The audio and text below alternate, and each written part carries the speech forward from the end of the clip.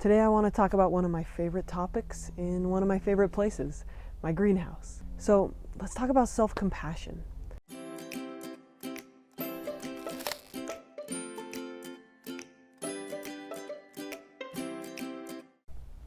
When I first heard about self-compassion, I was like, this is idiotic, this is so dumb. I don't think I could even grasp the concept of being compassionate towards myself in a way that would work. Like, I just didn't know how to do it. And it wasn't until I had 2 kids, I was completely exhausted, I was stressed out and yelling at my kids and you know, not being the kind of mom that I wanted to be. And one day, I had just got the kids to bed. I was sitting in my daughter's room, leaning my back against the wall, and I was just completely distraught. I felt like a terrible mother. I was, you know, making these mistakes and saying things to my kids that I'd never wanted to say. And I felt like beating myself up. I felt like chewing myself out and punishing myself and telling myself how bad of a mom I was.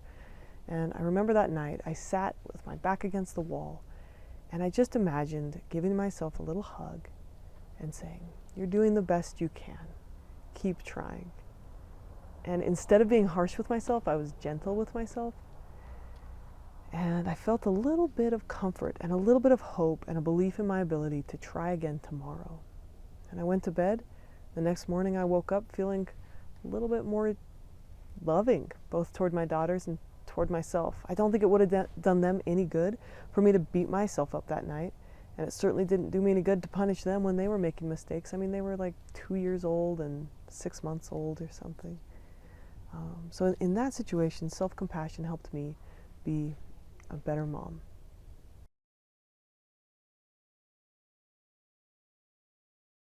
First off, how do you treat yourself when you make a mistake or you fall short? Like, what do you say to yourself? Do you say things like, "I am such an idiot," or "What's the matter with me?"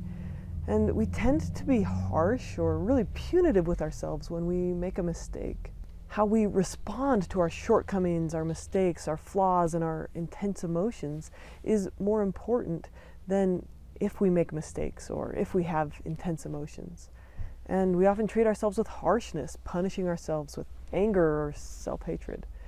And most of us do this as a habit, but berating yourself doesn't help you improve, and it can make all of us feel fearful and depressed. Would you ever talk to a friend who messed up the way you talk to yourself? Probably not.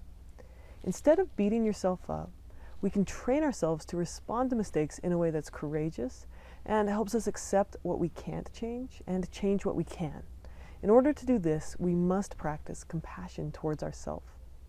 Compassion and self-love are the best sources of long-term sustainable courage. And while it's easy to see that when we're interacting with others, it's often harder to apply that to ourselves. But compassion is a skill that can be practiced.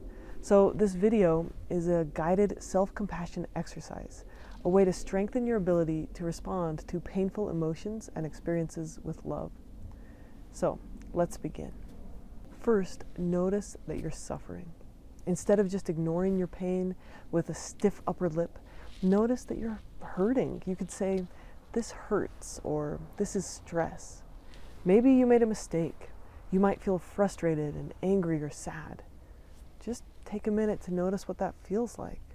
Allow yourself to sit with those feelings without judging yourself or those feelings as bad. Number 2, acknowledge that pain, imperfection, and failure is a normal part of the human experience. We all mess up sometimes.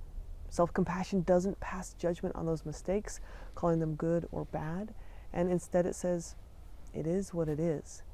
The reality is, sometimes I make mistakes, and that's normal. Or you could say, "That's human. Other people feel this way. I'm not alone." And number 3, imagine how you would speak to a friend who is going through what you're going through.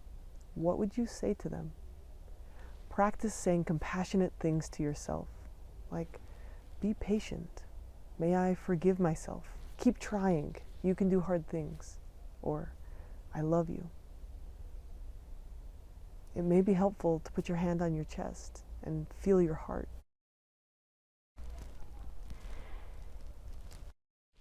Some people may be afraid to try self-compassion because they think that it's just an excuse for bad behavior, or they're afraid that being compassionate toward themselves might stop them from trying to improve. But self-compassion isn't just kind, it also helps us do better the next time. Self-compassion doesn't replace or interfere with change. It's not an excuse to make more mistakes. Instead, it's the gentle forgiveness that gives us the courage to try again, even if we might fail. Self-punishment, on the other hand, makes us more fearful and perfectionistic, anxious, rigid, and closed off to trying again. Self-compassion makes us more likely to grow and do better next time. So give yourself a break. Give yourself some love so that you can build up the courage to try again next time. Thanks for trying this little exercise with me. Please subscribe if you like these videos and you'd like to see more, and take care.